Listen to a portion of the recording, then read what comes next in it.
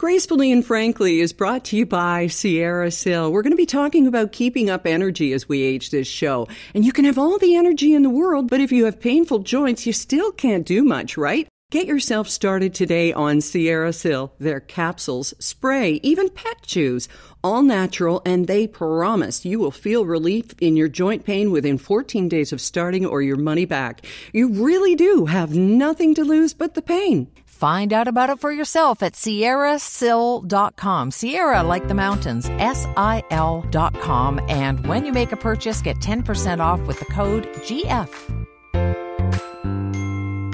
Well, here we go, episode 92. I'm Erin Davis. I'm Lisa Brandt, and we are going to talk about energy.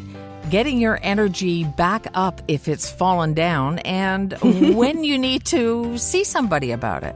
Absolutely. Going to talk about Ikigai, what it is, finding your passion, and why it's so important. And if your passion was Tupperware, oh dear, they tried to keep a lid on it, but it looks like it may be ta-ta Tupperware.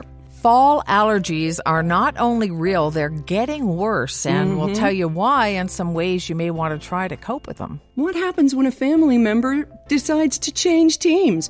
Not picking another family. It's not that bad. We'll explain. And why being in a crowd is different than being on your own if something unusual happens. It's science and it's real, and Erin saw it firsthand. Yeah, it's fascinating. It really is. Hey, can I do the Envy Pillow mention this week? Please, go ahead. Well, it happened right in my living room. Our dog sitter, Celia, came from Saskatchewan to stay with Dottie and Libby. And the first night, I said, you're going to notice an unusual pillow there. I gave her my travel Envy pillow to use before we left because she's going to be using the big one on the bed. And she said, oh, good, I wanted to try one of these. I've heard about them. And then the next morning she said, that's it. I'm getting one for myself, and I'm getting one for my daughter and her husband. They are Saskatchewan farmers. They work hard, they sleep hard, and they need good pillows. So it was just a matter of trying it and loving it. And with Envy Pillow, you can do exactly that. Because if you don't love it, you just send it back. They donate it to a women's shelter after it's cleaned. Check it out, envypillow.com. Read all about it, feel all about it when you order it, and get 10% off with your code GF.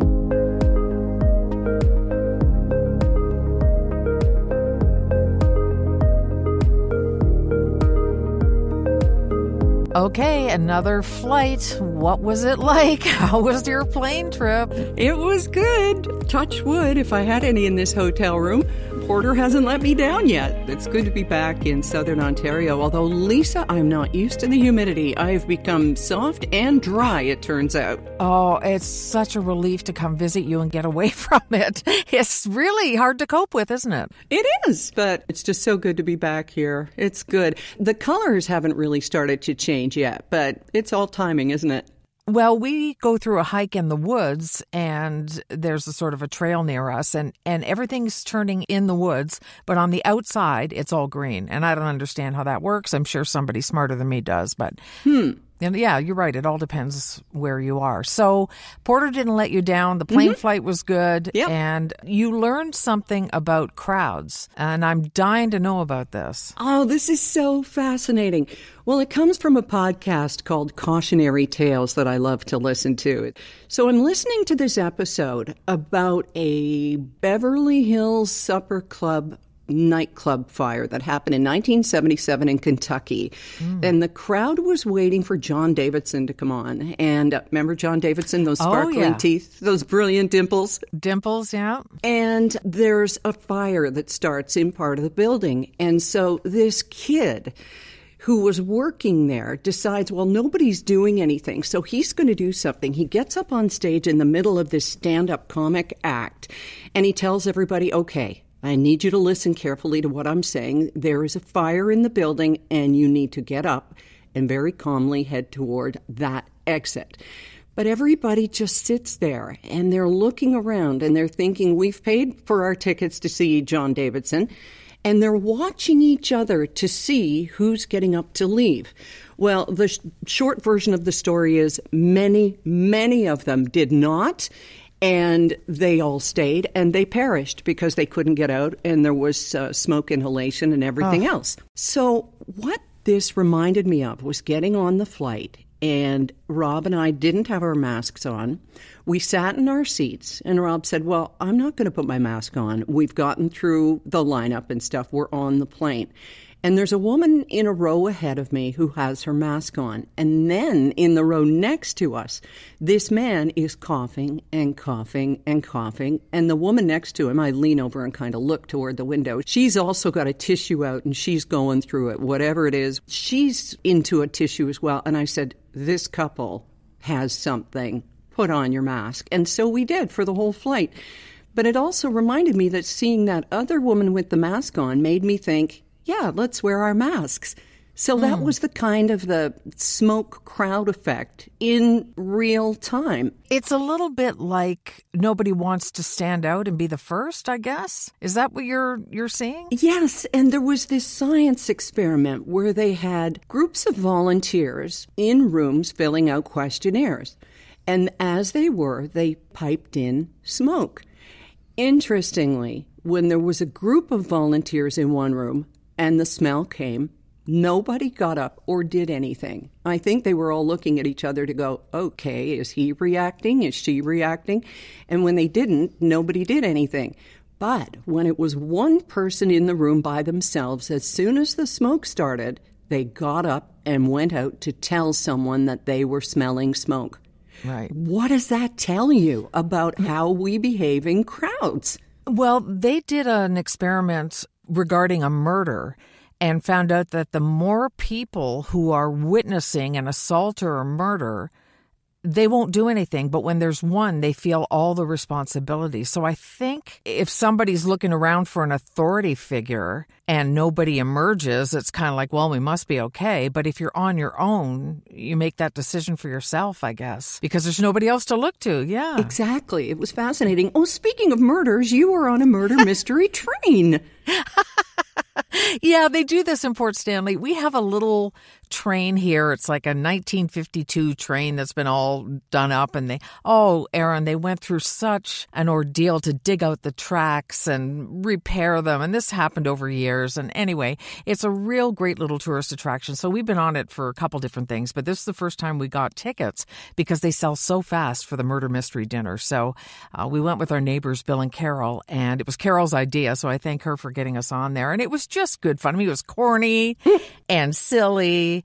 Derek ended up getting up. I actually have video of it. I should post it on our Gracefully and Frankly Facebook page. He ended up getting up and leading a dance down the train. And Bill became a model in a fashion show. He had to wear a tutu. And it was just silliness. And the dinner was good. And it was a nice evening. So good. Yeah.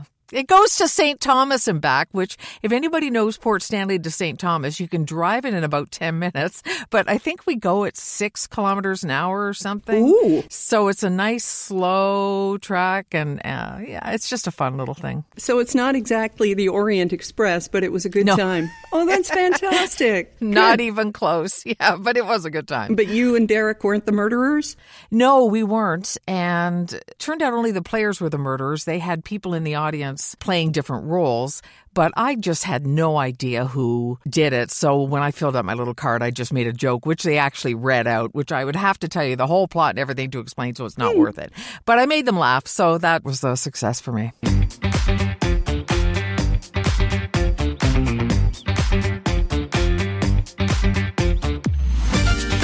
Do you suffer from allergies?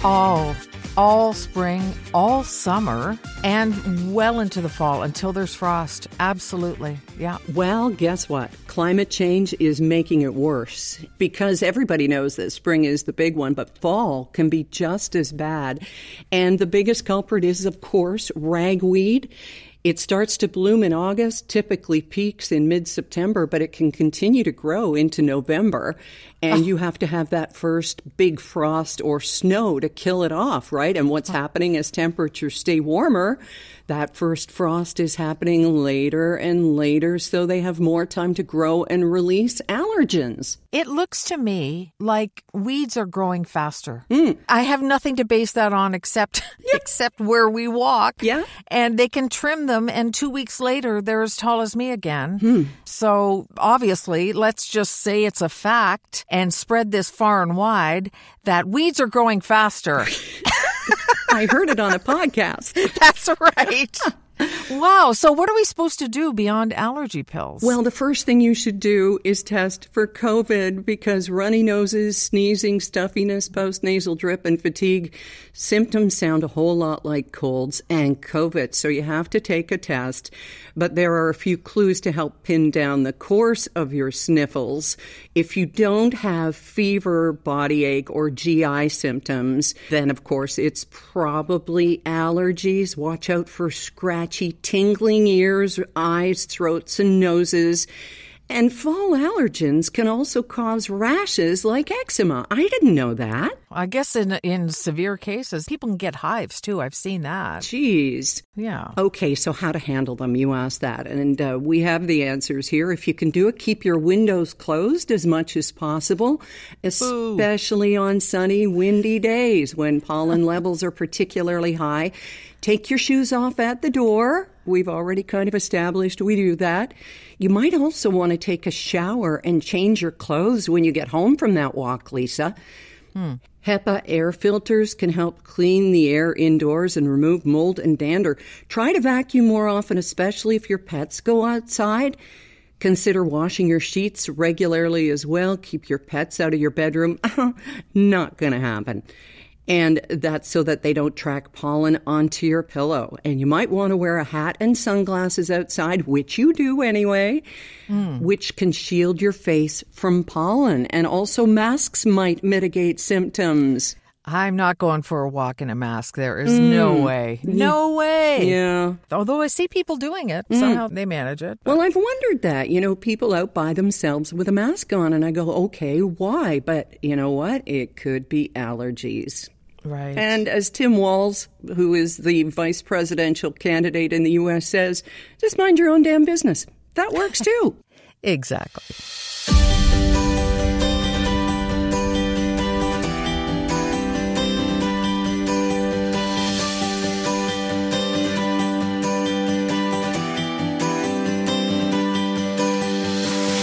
Lisa, is it Tata Tupperware? You wrote a blog about this, and I didn't want to read it because I always want to get your fresh take and hear it for the first time. Oh. I know. I get my own personal narrator, aren't I lucky? And so does everybody else who listens to Gracefully and Frankly. So Tupperware was invented 78 years ago. What's happened is last year they tried to restructure, and this year they filed for bankruptcy.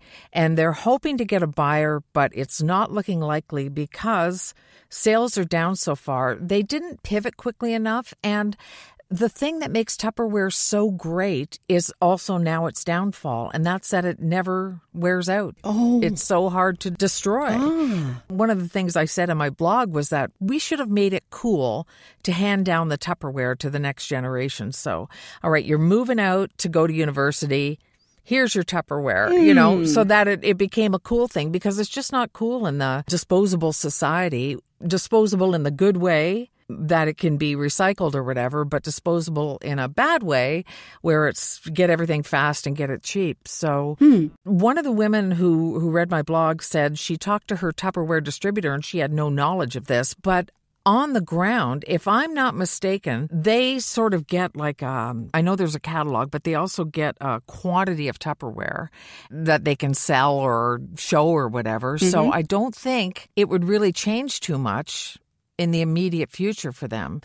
There's also a chance they could be sold or something. I mean, somebody might buy them and come up with a way to make a move, but it doesn't look good.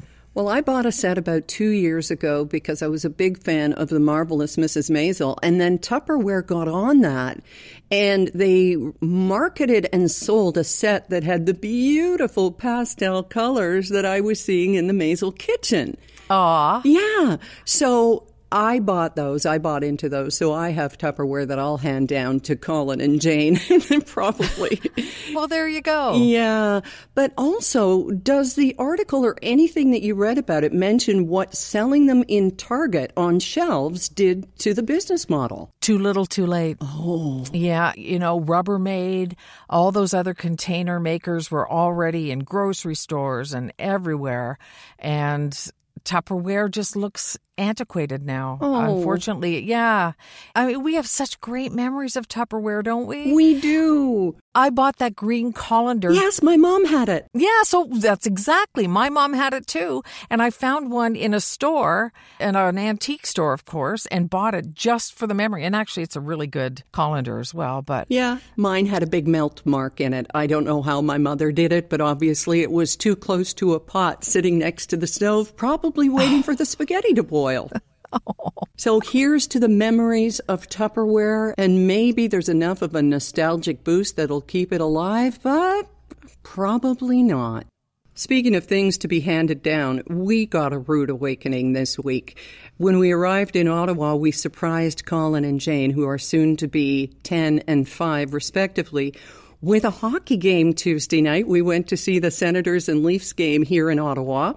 And I will remind you, I'm recording in a hotel room with a towel over my head and pillows behind the mic, so it won't sound like my studio. And if it does, then I spent too much converting my studio. But anyway, so Jane has decided that because she's in Ottawa, she is no longer a Toronto Maple Leafs fan.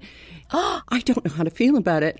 I mean, as we record this, Rob is out looking for some Senators wear for her, and it's the end of an era. And I say that quite deliberately because poor Colin, I mean, we've set him up for God knows how many years of disappointment as a Leafs fan, and he is diehard like his granddude. But Jane has decided, nope, she's going to take on the team that is from here. So the Senators aren't much better, unfortunately for her. But you know what? We have to encourage her own fulfillment as an individual, so let her cheer whoever she wants. Yes, and I think it's a women's empowerment issue where she can say, no way, you guys are all going this way, I'm going this way. I say good for her. So did we, although it hurt Rob's blue and white heart to be shelling green out to buy something with red and white and gold on it. I'll tell you that much. Well, and it'll be interesting to see them sort of cheering against each other. Oh, yeah, the family dynamics. There must be other families, like NFL families, where somebody's cheering Green Bay and somebody else is cheering, the Eagles or something. I don't know, but what the heck. It makes for fun games. It just means their parents are going to have the NHL on twice as often now. Too bad for them. Is Phil a Senators fan? No, he's not really much of a hockey fan at all. Okay. They are all diehard Blue Jays fans, and of course that season is over this weekend, so onward and upward we can hope. But it's been a tough season for Blue Jays fans, but kind of fun to watch them rebuilding, just not fun to watch them lose is all. At least on Blue Jays we can all agree. Yeah.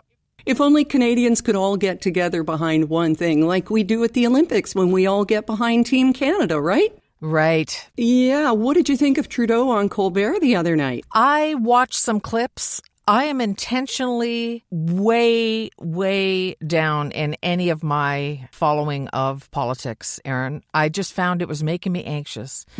I watched a couple of clips of it, and I thought he was great. Yeah. But, his haters are going to hate him, and I don't think it's going to change anything. But what did you think? Oh, I thought he carried himself well and answered questions. I was a little surprised. I think he missed an opportunity when Colbert brought up Poilievre as Canada's Trump. There could have been a little shot in there, but he didn't take it. He took the high road, and I don't know if that wins in this political climate, but he took it just the same. So he represented us well. That's the thing, right? He's a cheerleader for Canada, regardless of what you think of anything else. And he's so likable and telegenic that it can't hurt to have him talking about us on TV.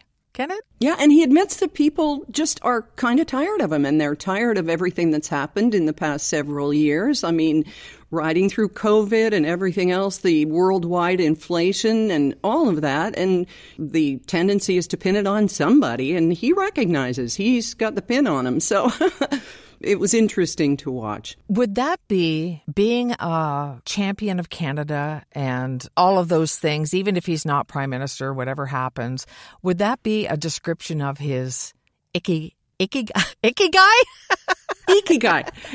Okay, I know what you're getting at here because this is one of my favorite new words. It sounds like somebody that you dated on that you really wanted to get away from. Ooh, he was an ikigai.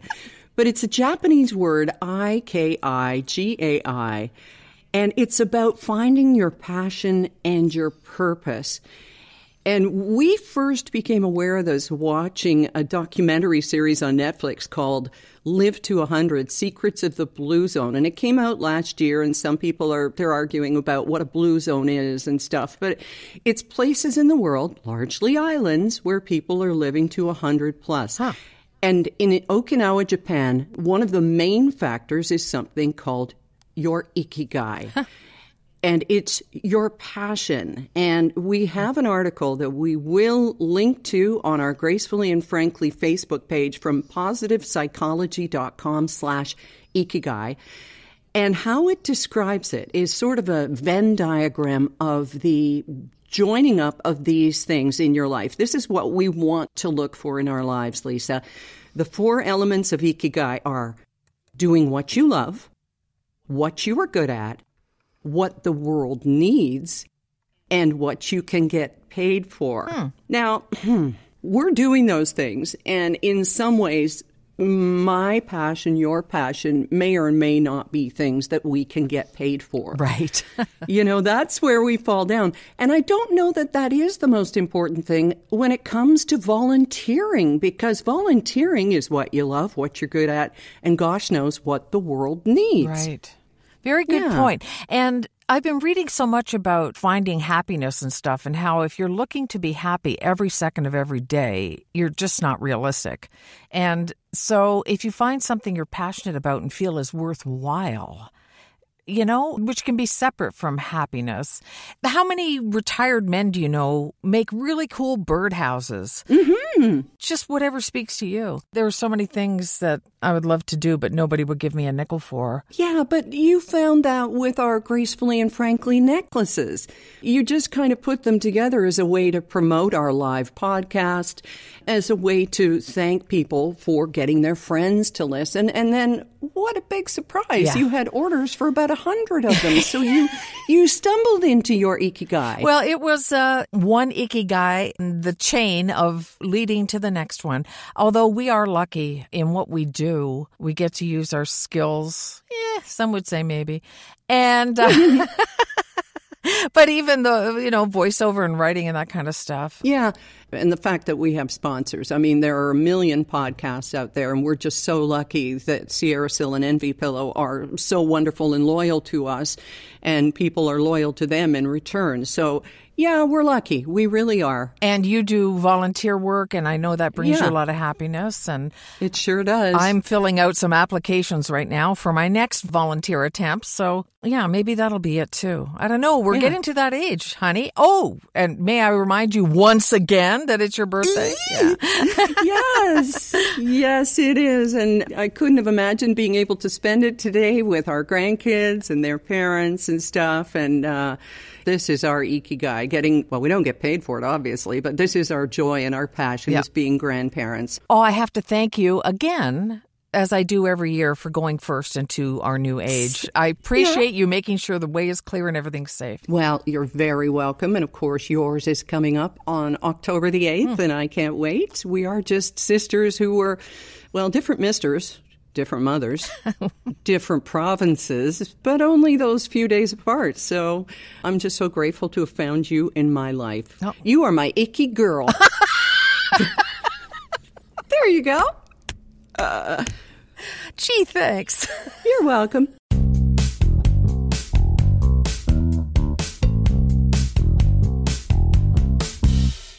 One of the challenges of getting older, and of course pursuing your love and your passion and your ikigai, is keeping up your energy.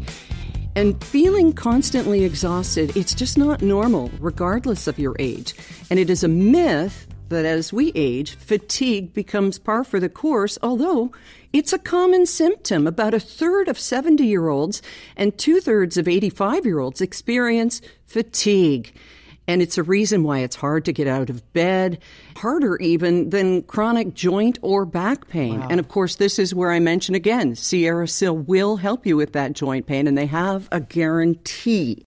Well, fatigue mixes in with so many other things that come along too, and it's hard to know which one is worth even bringing up to the doctor. I mean, I mentioned this week to my endocrinologist that I was getting brain fog, and she just sort of waved her hand and went, "Oh yeah, I'm in my 30s and I get it too. Move on." Oh. So you just don't know what's worth it. So feeling fatigued isn't just a natural part of getting older, is what I hear you saying. Right. Oh. What baseline are you comparing your current symptoms to? Are you comparing them to when you were 40 or before you got COVID? Or what are you using as your baseline, Lisa? Geez, I guess before menopause or around there, because I feel like menopause is finally slowly exiting. So yeah, that's what it would be for me. Mine is just, it's mood induced, that, just getting punched, it feels like. It's part of life. And I am talking with my doctor about it. And it's just, having the energy or the will to want to get out of bed and to pursue that passion or even think about a passion, right? But there are some ways besides talking to your doctor to help your energy levels, including adding more protein to your diet, cutting down on ultra-processed food and snacks, because nutrition, it's the fuel we put into our vehicles, right? Yeah. Why we feel fatigued. And some of it is directly related to the foods that we're eating. Unless you have a balanced diet and have too much ultra-processed foods and refined carbs, they can give you short bursts of energy, sure, but they leave us feeling sluggish and unfulfilled. Right. It's like that 3 o'clock chocolate bar that you're craving. Yeah. Oh, sure, you'll get that boost, but then you crash. Yeah. Take care of your oral health. Did you know that having fewer teeth predicts fatigue in older age? I had no idea. Poor oral health is often due to unhealthy dietary choices. Also, start strength training. It doesn't mean you have to go to the gym. Just lift a can of something every now and then. We don't have to bulk up, but just stay active in that way. That's another way to stave off. And it's a bit of a catch-22, right? You don't feel the energy to work out, and yet it's what gives you energy. Right, and that was something I discovered from one of Mark Manson's podcasts. Yes? Was that motivation comes from doing the thing. It's not the thing you wait for to do the thing. And that really turned my head around, because I was thinking, well, I don't really feel motivated. But once I get up and do it, the motivation arrives. It's a really different way of looking at it. And I don't have it perfected, but I'm working on it like everything else, right? Sure. We are all works in progress. And also check for underlying diseases like anemia. That's another big thing. Hypothyroidism can make you feel tired. Yes, it's very common, extremely common. And there are other things that can be associated with a lack of energy, and their diseases and stuff. But basically, just keep an eye on it and talk to your doctor if you feel like you need more energy. And the days are getting shorter. Well, they're the same 24 hours, but you know what I mean. So just pay attention to it. That's all.